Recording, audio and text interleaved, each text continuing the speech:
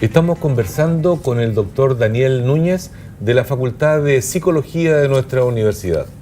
Daniel, hemos estado conversando sobre psiquiatría social, neuropsicología, esquizofrenia. Y respecto a esta patología, que inicialmente me gustaría saber, ¿es una patología frecuente o infrecuente? Tiene una prevalencia entre el 0,8 y el 1,2, 1,7%. Antes se pensaba que era una prevalencia exactamente igual en todos los países. Hoy hay ciertos matices. En nuestro país está entre el 1 y 1,2%. O sea, del 1% de la población tiene algún nivel, voy a decir nivel porque seguramente hay algún tipo de esquizofrenia. Algún tipo de no hay la esquizofrenia, hay las esquizofrenias. Eso uno pudiera pensar que es poco, ¿verdad? Pero dado el nivel de severidad que tiene la enfermedad y cómo afecta al grupo familiar, es una patología altamente compleja y es un problema de salud pública muy relevante. Es cara. Hay esquizofrenia porque yo soy de otro ámbito de la salud, digamos, desde el punto de vista de formación, y hay algunas alteraciones que son relativamente asintomáticas. ¿Existe la esquizofrenia asintomática o son distintos niveles de ya síntomas? Es una pregunta difícil esa, pero no, en general los síntomas... a ver, hay distintos tipos de síntomas y quizás por eso, en esa dirección puedo explicar. Hay lo que se llama síntomas positivos, ¿verdad? Y que no es que sean buenos, sino que son positivos porque implican el aumento de las funciones. ¿Sí? Entonces, las personas hablan más rápido, tienen pensamientos más acelerados, ven cosas que los demás no ven. Es decir, ¿cierto? Es por aumento de la activación. Y entonces, los otros síntomas son los síntomas negativos, que son disminución de la funcionalidad. Entonces, las personas tienen poca propositividad, se movilizan poco, hay poca proactividad, ¿cierto? Hay un cierto aplanamiento afectivo.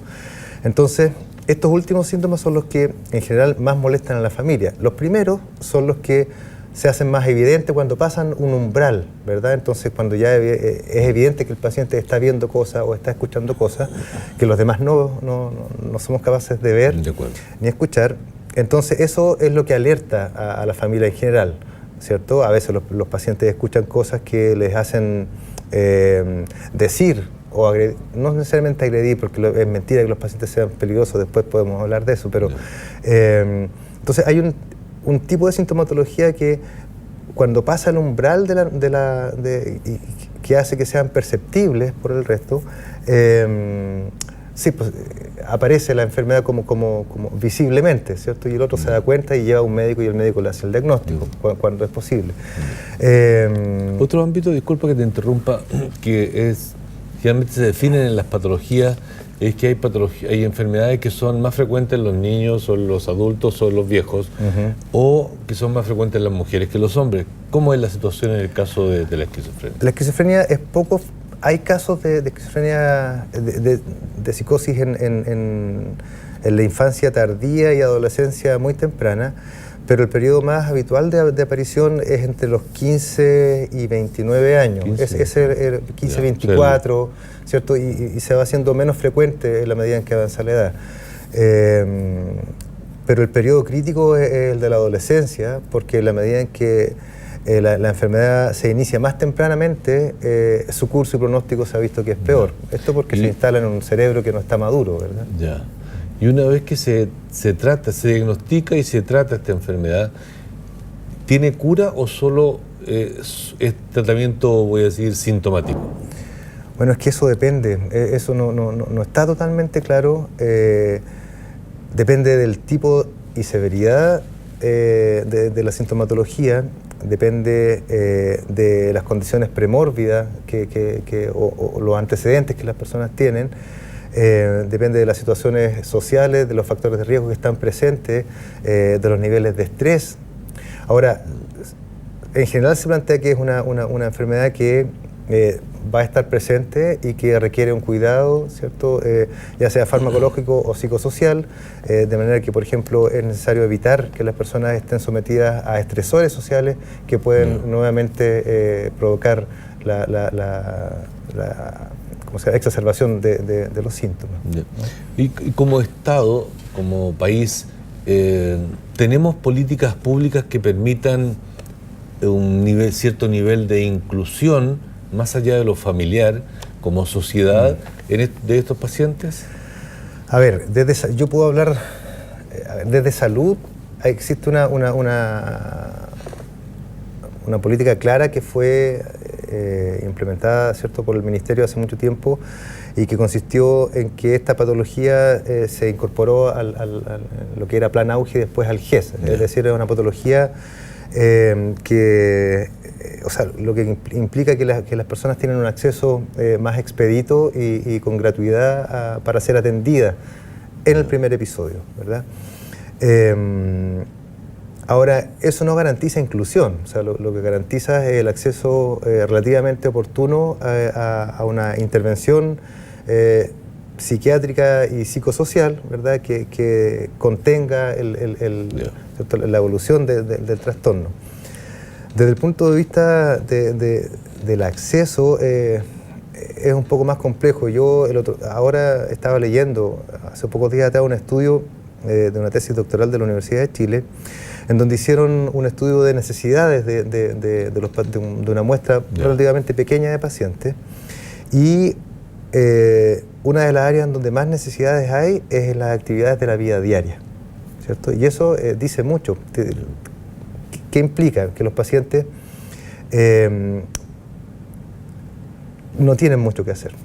Entonces, para eso se han inventado hospitales de dispositivos de rehabilitación, que son hospitales de día y centros diurnos, que son lugares a los que los pacientes van, pero que no tienen cama y que cumplen distintos roles: sociabilizar, ¿verdad?, desarrollar algunas habilidades y liberar a la familia, liberar entre comillas, ¿verdad?, descargar un poco a la familia para que éstas tengan tiempo de hacer sus cosas y el paciente no está tanto tiempo en su casa. Ahora, por otra parte, también se han generado algunas facilidades residenciales para algunos pacientes que, no teniendo problemas psiquiátricos, no tienen lugar donde estar. Entonces, pero el hecho de que tú estás diciendo que existirían estos lugares y con personas adecuadas para que, voy a decir, les cuiden, permíteme la expresión, significa que estos pacientes, aunque estén en tratamiento, su condición, su comportamiento, ¿no les permiten trabajar, por ejemplo? No siempre, no. Antes pensábamos que el trabajo tenía que ser... bueno, el trabajo siempre es una buena actividad, porque dignifica, una buena terapia, establece roles, responsabilidades, es decir, es una muy buena actividad de rehabilitación, ¿verdad? Porque en el trabajo están todas las cosas que los normales hacemos habitualmente, ¿verdad? Entonces... pero no todos los pacientes tienen todas las capacidades y todas las funciones que les permiten desempeñarse adecuadamente en distintos trabajos. Pero lo que sí hay, o sea, lo que sí se ha pensado es que deberían haber trabajos con distintos niveles de complejidad, y yo creo que ahí sí estamos al debe. O sea, no hay una política de incorporación al mundo del trabajo, porque no tenemos, o sea, justamente porque hay mucho temor, mucho prejuicio, mucho estigma. Ahora, yo creo que aquí hay una cosa que es macro. Nosotros como país, a diferencia de otros países, no tenemos una ley de salud mental, ¿cierto? En donde están regulados desde qué es lo que puede y lo que no puede hacer un profesional de la salud, hasta este tipo de derechos, ¿verdad?, que garantizan qué es lo que le puede ocurrir a una persona desde distintos puntos de vista en términos de acceso, ¿no? Y eso es una deuda que nosotros, si nos comparamos con países desarrollados, tenemos desde hace mucho tiempo, ¿no? Argentina, de hecho, la tiene, ¿no? Quiero sacarte un poquito de este tema, de la patología, para que nos expliques, como investigador de nuestra universidad, ¿de qué trata tu proyecto? Planteado en términos breves y simples. Ya, a ver, nosotros estamos una de las alteraciones importantes que ocurre o que le ocurre a los pacientes son dificultades en la atención, es decir, la capacidad para poder focalizar y para poder filtrar y no dejarse inundar por un montón de información, porque es lo que nos permite interactuar normalmente.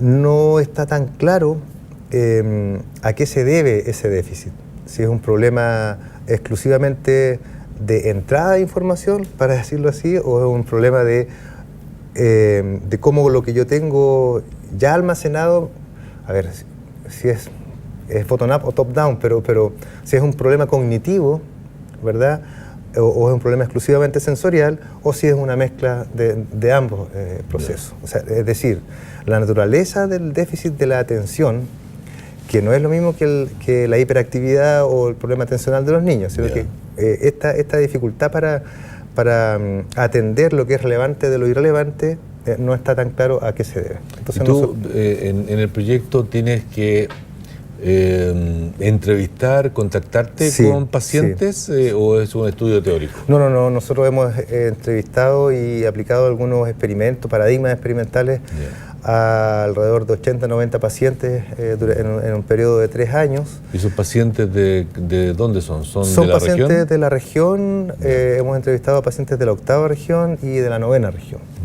Entonces son tareas del computador en donde los pacientes tienen que aprender a hacer relaciones entre pero distintas situaciones. Es con pacientes. Sí, claro. Sí. Y siempre en el ámbito de la investigación se requieren colaboraciones. Ustedes, tu grupo con los quienes trabajas en Chile y en el extranjero. Sí, nosotros estamos colaborando con la Universidad de Chile en esta idea de fortalecer una red nacional de detección temprana de trastornos psiquiátricos con énfasis en el espectro psicótico, con la Universidad Austral, con quien también hemos iniciado este año, desde el año pasado, una relación de colaboración también en el ámbito de la psicosis y del suicidio, porque yo también trabajo en suicidio, y con el extranjero estamos colaborando con la Universidad de Groningen, con la doctora Wigman, justamente la identificación de síntomas psicóticos de carácter subumbral en la población general y estudiantes, y también estamos colaborando con la Universidad de Montpellier en la idea de buscar marcadores de ideación de conducta suicida. Bien, queremos agradecerte, Daniel, el que nos haya acompañado en este capítulo del programa Más Conocimiento, y en otra oportunidad seguramente tendremos, valga la redundancia, la oportunidad de conversar nuevamente. Yo encantado, agradezco a ustedes la invitación. Estimados telespectadores, hemos conversado con el doctor Daniel Núñez de la Facultad de Psicología de nuestra universidad sobre temas tan relevantes como la psiquiatría social y una patología que está en aproximadamente el 1% de la población, como es la esquizofrenia. Gracias por acompañarnos y nos vemos en una próxima oportunidad.